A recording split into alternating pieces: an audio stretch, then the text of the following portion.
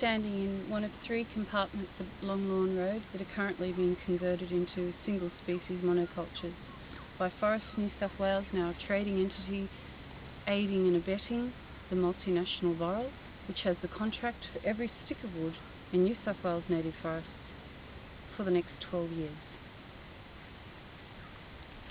The policy is to take anywhere where there could be any record of a plantation or even a planting of trees, and to then clear fell that area of the compartment, to then link it up with what's called single tree selection, that in many cases can be up to, it can exceed 80%, destruction of 80% of the available wood above 20 centimetres at breast height.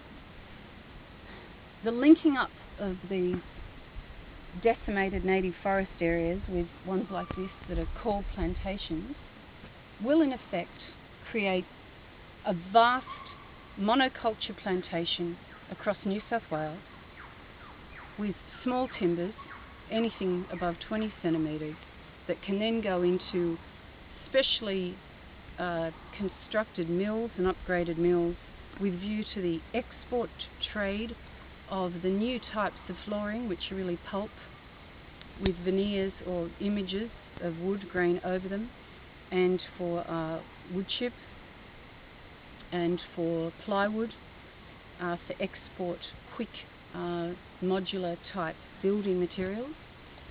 Loggers in this area are calling this the end of the sawlog industry in New South Wales. The reason they can get away with taking in excess of 80% of wood at breast height in operations they call, ironically, single tree selection, is because they're counting everything in this complex as a balsa wood offset.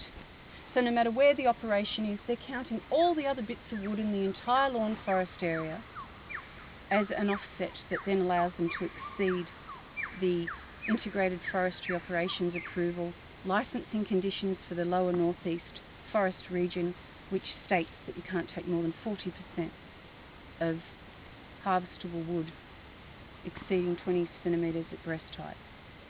So there's a sleight of hand going on here which is allowing them to decimate the landscape.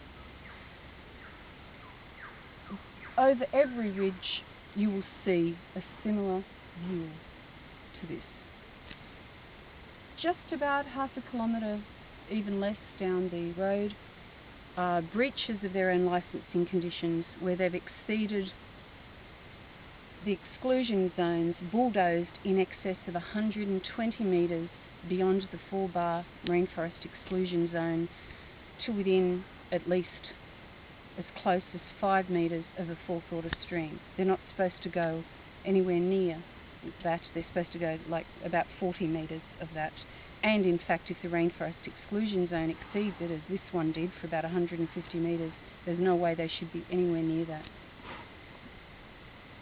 The fragmentation that we're going to see, the rainforest of New South Wales, the endangered ecological communities, the protection for the creek lines, is going to be virtually zilch.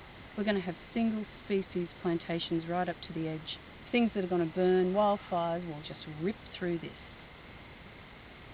This is the end of New South Wales wildlife as we know it, with the delayed impacts of weed invasion, fragmentation, feral animals, soil erosion.